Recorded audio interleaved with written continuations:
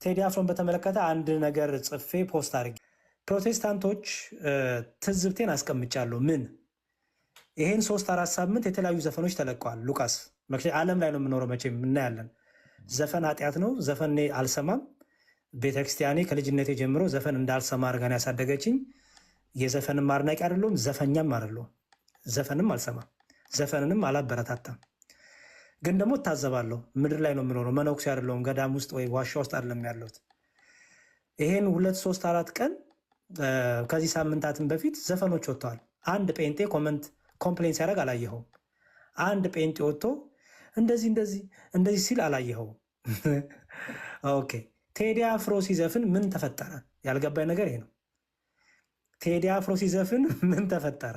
ምን ሆናችሁ? ምን ቢነካችሁ ነው? ምን የሆነ ነገር ቢነካችሁ ነው እንደዚህ የምትንጫጩት ብያለሁ። ምን ይዟችሁ? ምን ነካችሁ? አንደኛ ራሳችሁን አስፎገራችሁ። ኦኬ የሆነ ችግር አለ ማለት ነው እንዴ? ልክ ጭራሽ እንዲሁም የኦርቶዶክስ ቤተክርስቲያን ዘፋኝ ዘፋኞች ልካ ዘፋኝ ግጥም ዜማ ሰታ የምታዘፍን አስመስላችሁ አንዱ ፓስተር ይወጣና ለኦርቶዶክስ ቤተክርስቲያን መልእክት አለኝ እንዴ ነኑኒና ናናና እያለ የአንተ ዘማሪ ሲዘፍን መቼም ዝማሬ አትለኝም። ነኑኒና የሚባል ዘፈን የለም። እኛ ወጥተን ለመካነ ኢየሱስ መግለጫ አለን፣ ለሙሉ ወንጌል መግለጫ አለን አላልንም አንልም። ምክንያቱም እኛ ጨዋዎች ነን፣ አንልም እኛ። እናንተ ግን ቴዎድሮስ ካሳ ዘፈነ ብላችሁ ምንድን ያስጨነቃችሁ ነገር? ምንድን የረበሻችሁ ነገር? የረበሻችሁ ነገር ቀስ እያለ ግን መጣ፣ ተገለጠልኝ፣ ገባኝ። ምክንያቱም አንዳንዶች ፕሮቴስታንቶች እየወጡ በደንብ በግልጽ መናገር ጀመሩ። ግልጽ መናገር ጀመሩ። አይተው ከሆነ አንዱን ቪዲዮ አንተ በዘፈን መንግስትን የምትቃወመው ምን ስለሆንክ ነው የሚል አንድ ጴንጤ ቪዲዮ ሰርቷል። ስለዚህ ያስጨነቃችሁ መንግስትን መቃወሙ ነው ማለት ነው።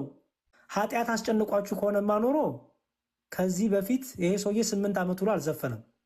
8 ዓመት ሙሉ ዘፈን አልለቀቀም። ከሱ በኋላ በጣም ብዙ ዘፈን ተለቋል። ለምንድን ነው ወታችሁ ቪዲዮ አልሰራችሁት? ለምንድን ነው ወታችሁ ልክ አሁን የነበረውን አይነት ነገር የማትናገሩት? ራሳችሁን አታዘውም እንዴ?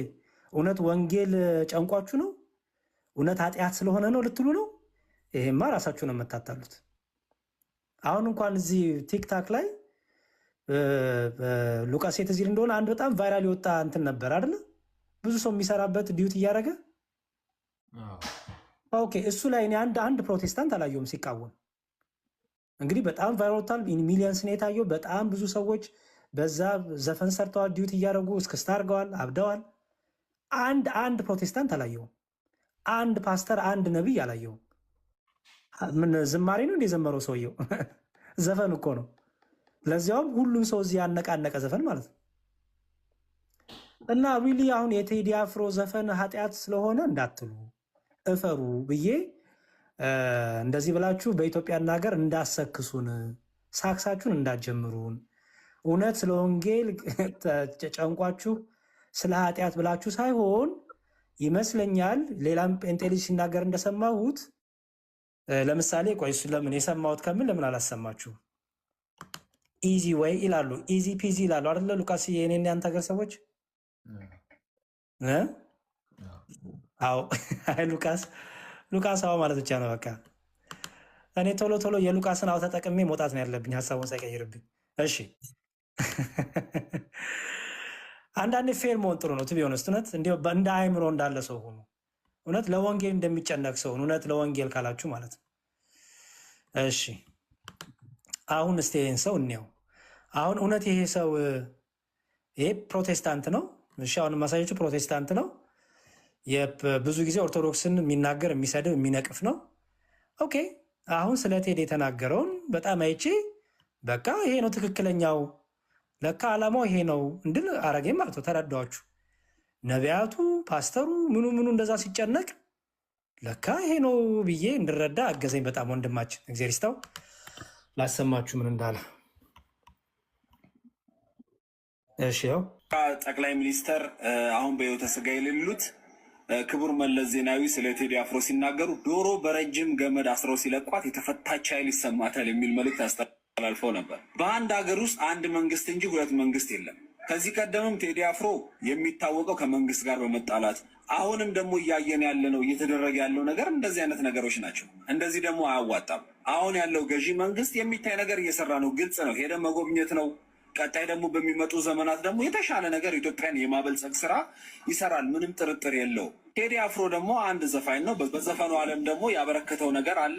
ያንን ማንሳት ትችላለህ። ግን ከመጣው መንግስት ጋር ሀሳብ ተቃራኒ ሆነ ኢትዮጵያን ወዳለው የሚል ብሂልና አባባል እኔ አይታየኝም። ኢትዮጵያን ከወደድ ከመንግስት ጋር አብረ መስራት እንጂ ጥግን ይዘ መንግስት የሆነ ነገር ሲል አንተ አሳፈረኝ የምትል ከሆነ መንግስት ያለባት ሀገር ስለሆነ ዳርን ትይዛለህ። ምንም ማለት አይደለም። የበፊቱንም የኢህአዴግን መንግስት እንደዛ፣ አሁንም ብልጽግናን እንደዛ፣ ቀጣይም እንደዛ። ታዲያ አንተ መንግስት የምትሆነው ማነ? አንዳንዴ ልካችንን ባናልፍ መልካም ነው። እሺ፣ ስለዚህ አሁን ምን ተረዳው? ይሄ ልጅ ፕሮቴስታንት ነው፣ ኦርቶዶክስን በጣም የሚነቅፍ በጣም ኦርቶዶክስን በቃ በብዙ የሚተች ነው። ይሁን ችግር የለውም። አሁን ግን ከምን ጋር አገናኘው ማለት ነው? ከመንግስት ጋር አገናኘው ማለት ነው። ኃጢአት ነው ብሎ እኮ አይደለም እንዳያችሁት፣ ኃጢአት ነው ዘፈን እንዲህ ነው አይደለም እኮ። ገላትያንም አልጠቀሰም ምንም። በቃ ምንድን ነው ያለው? አንተ ማነ በዘፈን ሀሳብን የምትገልጠው ወይ ደግሞ መቃወምን የምትገልጠው? በቃ ዳር ትይዛለህ አይነት ነገር ተናገረ። ይሄ ልጅ እንግዲህ ፕሮቴስታንት ነው፣ ጥቅስ አልጠቀሰም። ስለዚህ የኃጢአት ጉዳይ አይደለም ማለት ነው። ኦኬ፣ የኃጢአት ጉዳይ አይደለም ማለት ነው። እንደዚህ እያንጫጫችሁ ያለው እንደዚህ እየረበሻችሁ ያለው የኃጢአት ጉዳይ አይደለም። እውነት ለወንጌል ተጨንቃችሁ አይደለም ማለት ነው። እንዳልሆነ ደግሞ የምታውቁት በምንድን ነው? በዚህ 2-3 ሳምንት ውስጥ በጣም ብዙ ዘፈን ወጥቶ በጣም ብዙ ሰው ያንን ዘፈን እየዘፈነ ሲያብድ ሲጨፍር እያያችሁ አንዳችሁም በዚህ ልክ ቪዲዮ አልሰራችሁም። አንዳችሁም በዚህ ልክ ኮመንት አልሰጣችሁም፣ አልነቀፋችሁም። አንዳችሁም። ይሄ ሁሉ የተደበቀው የፕሮቴስታንት ነቢይ ፓስተር ምናምን የት ነበራችሁ እስካሁን? ሰው እንደዚህ ይሄ ፌር አይደለም። እውነት ለወንጌል የምትጨነው ከሆነ ሁሉንም ማውገዝ ነው። ምንንም ጨምሮ ማለት ነው የምታወግዙ። ታዲያ የምታወግዙ ከሆነ ይህንንም ጨምራችሁ አብራችሁ ማውገዝ ግዴታ ነው። ምን የሚለውን ዘፈን እኔ ይሄ ዘፈን ብዬ ነው። በቅርቡ የወጣ ዘፈን ማለት ይሄ ነው አይደል? የትኛው ይሄ